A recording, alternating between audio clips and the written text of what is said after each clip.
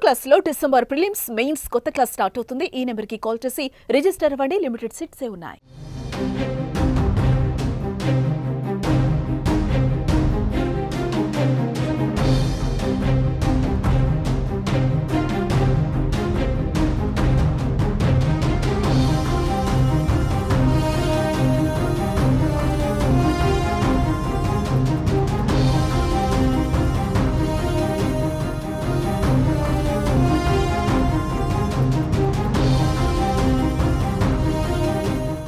వైసీపీకి మరో షాక్ తగిలినట్టే కనిపిస్తోంది. ఇప్పటికే మాజీ మంత్రులు, ఎమ్మెల్యేలు పార్టీ వీడుతున్న సమయంలో మరో కీలక నేత పార్టీ మార్పు దాదాపుగా ఖరారైనట్టుగా అయితే మనకు తెలుస్తోంది.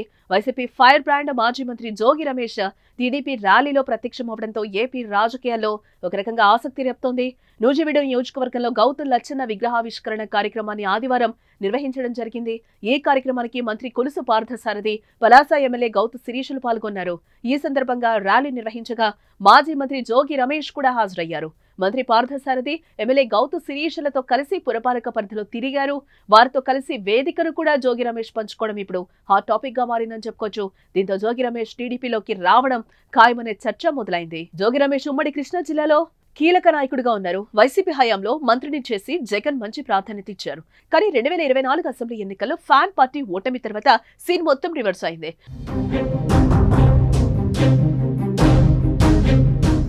జోగి రమేష్ ను కేసులు వేధించాయి. అధికారంలో ఉన్న సమయంలో ఆయన చూపించిన చొరవతో ఇరకాటంలో పడ్డారు. చంద్రబాబు ఇంటి మీదకు వెళ్లిన కేసుతో పాటు కుమారుడిపై అగ్రిగోల్డ్ భూముల వ్యవహారంలో కేసుతో ఉక్కిరిబిక్కిరవుతున్నాడు. కొన్ని రోజులుగా సైలెంట్ అయిపోయారు కూడా. మాటల్లో వాడివేడి తగ్గింది. అప్పటి స్పీడ్ అయితే కనిపించడం లేదు. పార్టీ కార్యక్రమాల్లో కూడా చురుగ్గా పాల్గొనడం కూడా మానేశారు. ఆయన పక్క చూపులు చూస్తున్నారనే వార్తలు గుప్పుమన్నాయి. ఈ క్రమంలోనే ఆయన టీడీపీ నాయకులతో కలిసి జోగి రమేష్ పాల్గొనడం, ఆయన త్వరలో టీడీపీలో చేరతారని పొలిటికల్ సర్కిల్స్ లో మరింత గట్టిగా వినిపిస్తోంది. అయితే ఉమ్మడి కృష్ణా జిల్లాలో టీడీపీకి బోర్డు మంది నాయకులున్నారు. అత్యంత పటిష్టంగా ఉంది.